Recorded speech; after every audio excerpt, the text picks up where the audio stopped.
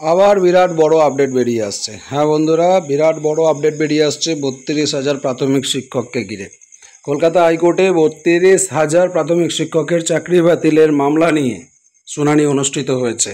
জানিয়ে পশ্চিমবঙ্গের শিক্ষা ব্যবস্থায় একটা নতুন সংকট তৈরি হয়েছে। এই মামলা শুধুমাত্র আইনি একটা লড়াই নয়, বরং রাজ্যের শিক্ষা ব্যবস্থার গভীরে থাকা দুর্নীতি এবং অনিয়মের একটা প্রতিচ্ছবি।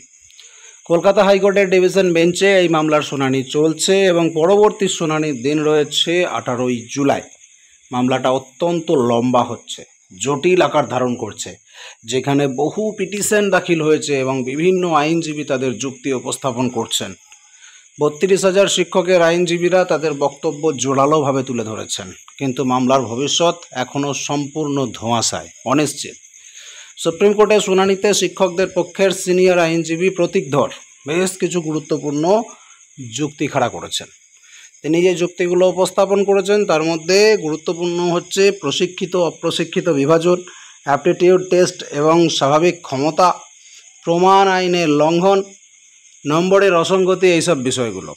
আইনজীবী প্রতীক ধর প্রশিক্ষিত এবং অপ্রশিক্ষিত প্রার্থীদের মধ্যেকার বিভাজন নিয়ে প্রশ্ন তুলে দিয়েছেন। তিনি বলেন, 2019 সালে যদি আবেদনকারীরা প্রশিক্ষিত হয়ে থাকেন তবে অপ্রশিক্ষিত প্রার্থীদের চাকরি বাতিল করে প্রশিক্ষিতদের বহাল রাখার সিদ্ধান্তটা স্ববিরোধী। শুনানিতে এটাও বলা হয় যে মূল্যায়নের দুটি অংশ ছিল, ভাইবা আর হচ্ছে অ্যাপটিটিউড, যা কার্যকরভাবে শিক্ষাদানের স্বাভাবিক ক্ষমতাকে বোঝায়। 700 জন ইন্টারভিউয়ারের মধ্যে মাত্র কয়েকজনকে কেন ডাকা হয়েছিল এবং তাদের বয়ানে কেন অসঙ্গতি ছিল সেই প্রশ্নও তোলা হয়েছে।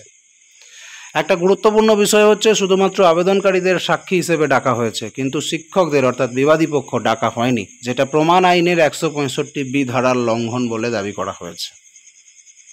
প্রায় 12% প্রার্থী যাদের একাডেমিক রেকর্ড ভালো নয় তারা ইন্টারভিউ এবং অ্যাপটিটিউড টেস্টে উচ্চ বা পূর্ণ নম্বর পেয়েছে।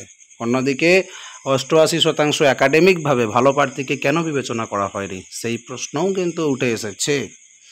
বোঝা যাচ্ছে তাহলে দুর্নীতির অভিযোগ আর বিচারপতির মন্তব্যটা কি সেটা এবার আমরা জেনে নিই। যে বিচারপতি নিয়োগ প্রক্রিয়ায় বিরাট দুর্নীতি, বিশাল কেলেঙ্কারি, বিপুল অর্থ লেনদেন নিয়ে বারবার দুঃখ প্রকাশ করেছেন। তিনি প্রাথমিক, উচ্চ প্রাথমিক এবং এসএসসি সহ বিভিন্ন নিয়োগ প্রক্রিয়ায় দুর্নীতির বিষয়ে উদ্বেগ প্রকাশ করছেন এবং এই কেলেঙ্কারি ও দুর্নীতি সম্পর্কে তথ্যের অভাব নিয়ে আক্ষেপও করেছেন। আর এটা সারা রাজ্যবাসীর আক্ষেপ, শুধু বিচারপতির দুঃখ নয়, এটা শুধু বিচারপতির আক্ষেপ নয়, এটা শুধু বিচারপতির উদ্বেগ নয়, এটা সারা রাজ্যের এই হাল চলছে। সবাই এটাই ভাবছে যে কি চলছে আমাদের রাজ্যে। পশ্চিমবঙ্গ প্রাথমিক শিক্ষা পর্ষদ 2016 সালের প্রাথমিক শিক্ষক নিয়োগ সংক্রান্ত সমস্ত নথি গোপন রাখার নির্দেশ দিয়েছে। পর্ষদের মতে বিষয়টা সাবজুডিস হওয়ায় প্রকাশ্যে আনা যাবে না। তবে বিরোধী দল এবং শিক্ষক সংগঠনগুলো এই গোপনীয়তার বিরোধিতা করে অভিযোগ করেছে যে সরকার এবং পর্ষদ অযোগ্য ব্যক্তিদের রক্ষা করার চেষ্টা করেছে। এই মামলা পশ্চিমবঙ্গের শিক্ষা ব্যবস্থার জন্য একটা গুরুত্বপূর্ণ মোড়।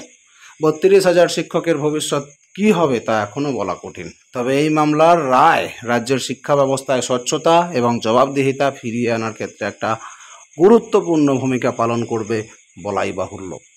এ ব্যাপারে আপনার মতামত কমেন্ট করুন। পরের আপডেট নিয়ে আবার ফিরে আসছি। চোখ রাখুন স্মার্ট দুনিয়ায়।